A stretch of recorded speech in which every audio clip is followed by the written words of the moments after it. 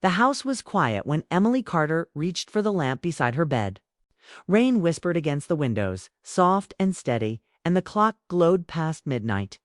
It had been a long day, the kind that left no sharp memories, only a tired calm. She exhaled, ready to sleep, when a light knock touched the door. It wasn't loud. It wasn't urgent. It was careful, Mom, a voice asked. Emily's eyes opened fully. Daniel never knocked like that. He was home from college, yes, but he usually moved through the house like it was still his own. This knock carried weight. "Come in," she said. The door opened a few inches, then more. Daniel stepped inside and closed it behind him. He stood there for a moment, hands in his hoodie pockets, shoulders tight. The hallway light framed his face, older than she remembered, tired in a way that worried her. "You okay?" she asked. He nodded once, then shook his head. He crossed the room and sat on the edge of the bed. The mattress dipped, bringing him closer. Emily sat up, pulling the blanket around her, watching him closely. "I didn't mean to wake you," he said. I couldn't wait." Her chest tightened. What happened? Daniel stared at the floor, then at the wall, then back at his hands. The silence grew heavy, filling the room. Emily had learned over the years that silence often arrived before truth. "I saw Dad tonight," he said. Emily's face stayed calm. "He said he was working late. I know." Daniel swallowed. "That's why this is hard." He took a breath, quick and shallow, as if the words were pressing against his ribs. "I was near campus. There's a cafe on Main Street. I went in with some friends, and Dad was there." Emily waited. She didn't rush him. She didn't interrupt. Her heart began to beat faster, each thump loud in her ears. He wasn't alone, Daniel said. He was with a woman. They weren't just talking. The room seemed to shrink. The rain outside sounded louder. Emily felt heat rise in her face, then drain away. She kept her voice steady. "What do you mean?" Daniel looked up at her then, eyes bright with something close to fear. They were close, sitting side by side, laughing. He touched her hand. "Not like a friend." Emily closed her eyes for a brief second. In that small, dark space, memories flashed. Late nights, phone calls taken outside, trips that stretched longer than planned. She had noticed the distance, named it stress, told herself it would pass. "When was this?" she asked. "Tonight," Daniel said. "About an hour ago." She nodded slowly. "Did he see you?" "No, I left." He paused. "I thought about saying nothing, but I couldn't. You deserve to know." Emily reached out and took his hand. It was warm, steady. He squeezed back just once. "Thank you," she said. The words were simple, but they carried weight. "I know that wasn't easy." Daniel looked relieved and guilty at the same time. "I'm sorry. I wish I was wrong." "So do I," she said. They sat in silence for a moment. Emily felt the pull of tears, but held them back. This was not the time. She needed to be clear for herself and for him. "Go get some rest," she said gently. "We'll talk more tomorrow." Daniel stood. He hesitated, then leaned down and hugged her.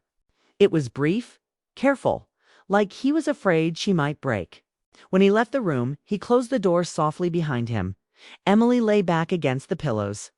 The ceiling fan turned slowly, casting shadows that moved like quiet thoughts. She stared up, counting the turns, trying to calm her breathing. She thought of Michael, of how they met in their 20s, how he had smiled at her across a crowded room, of the years that followed, jobs, moves, late-night talks, the joy and strain of raising a child. Love had not vanished overnight. It had faded in small ways, through missed dinners and tired conversations. A car door closed outside. Emily's heart skipped. She sat up again and listened. Footsteps crossed the driveway. Keys turned. The front door opened and closed downstairs. Michael was home. She didn't move. She didn't turn on the light. She listened to the sounds of him settling in shoes placed by the door. A jacket hung, the soft clink of keys in a bowl. Normal sounds. Familiar sounds. Tonight they felt strange. Her phone buzzed on the nightstand. A message from Michael. Got caught up at work. I'll be up in a bit. Love you. Emily stared at the screen until it went dark. Sleep did not come. Thoughts ran fast, sharp, and clear. She replayed Daniel's words over and over, looking for cracks, for places where doubt could slip in. But the picture stayed firm. She wondered how long this had been going on. She wondered if Michael planned to tell her. She wondered what she would say when he walked through the bedroom door. Time passed in uneven pieces. The rain slowed. The house creaked. At last, footsteps climbed the stairs. The door opened. Light spilled in as Michael stepped inside. He smiled when he saw her awake. Hey, he said quietly. Sorry I woke you. Emily studied his face. He looked the same. Tired, yes, but calm. If she hadn't known, she might have believed him. Did you finish your project? She asked. He nodded. Yeah, long night. She watched him move around the room, placing his phone on the dresser, loosening his tie. Every small motion felt loud. Every second stretched. Daniel came by. She said. Michael paused for half a beat. Oh, everything okay? Yes, she said. He just wanted to talk. Michael smiled again. Good kid. Emily said nothing. She lay back and turned toward the window. Michael turned off the light and slid into bed beside her. The mattress shifted. His arm brushed hers. Good night, he said. Good night, she replied, but her eyes stayed open. She listened to his breathing, slow, then steady. She wondered if he could sense the distance already growing between them, quiet but firm. In the dark, Emily made a choice. Not a final one, not yet. Just a promise to herself. She would not ignore the truth. She would not rush. She would face the morning with clear eyes. Outside, the rain stopped. The house fell silent again, and somewhere between midnight and dawn, Emily understood that some nights do not end when sleep comes. Some nights begin a story you never planned to tell. Morning came without comfort.